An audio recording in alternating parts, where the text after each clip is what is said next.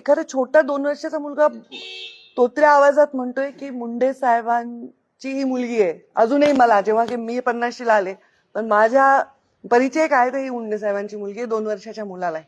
ही लोकप्रियता अफाट आहे. लोकप्रियता अगदी वैयक्तिक आठवण आहे. मी माझ्या मुलाला जेव्हा जन्म दिला तेव्हा हे सगळे अमेरिकेला आले होते आणि बाळ झाल्यामुळे सगळे बाळाकडे होते, पण फक्त बाबा माझ्याकडे आले.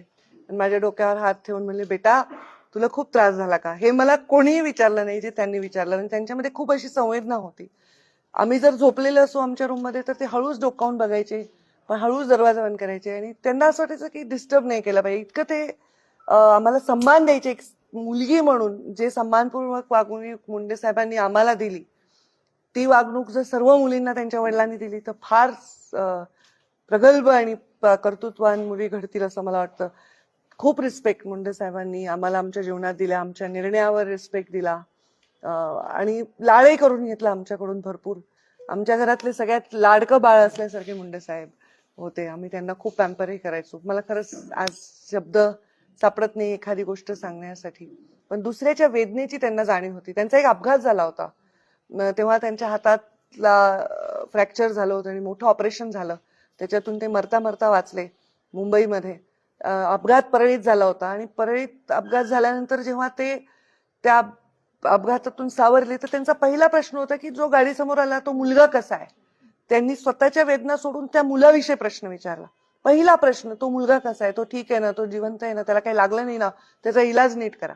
ही त्याची जी भावना होती ना. आणि मला असं वाटतं मी मुंडे साहेबांची फक्त मुलगी नाहीये, मी त्यांची शिष्य होते, त्यांची चेली होते, त्यांची चमची होते. आणि त्याच्यामुळे मी जे शिकले, मुलगी म्हणून तर जे अंगीभूत काही असेल संस्काराचा भाग, पण शिष्य म्हणून जे मला काम करायची संधी मिळाली त्याच्यातून मी जीवनामध्ये खूप शिकले.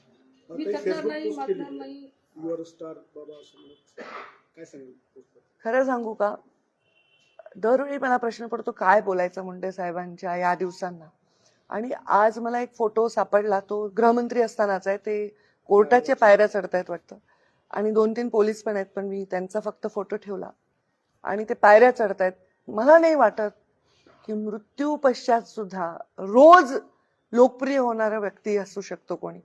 आज साहेब जीवित नाहीत, पण 10 वर्षामध्ये मी बघते त्यांची लोकप्रियता वाढतीये.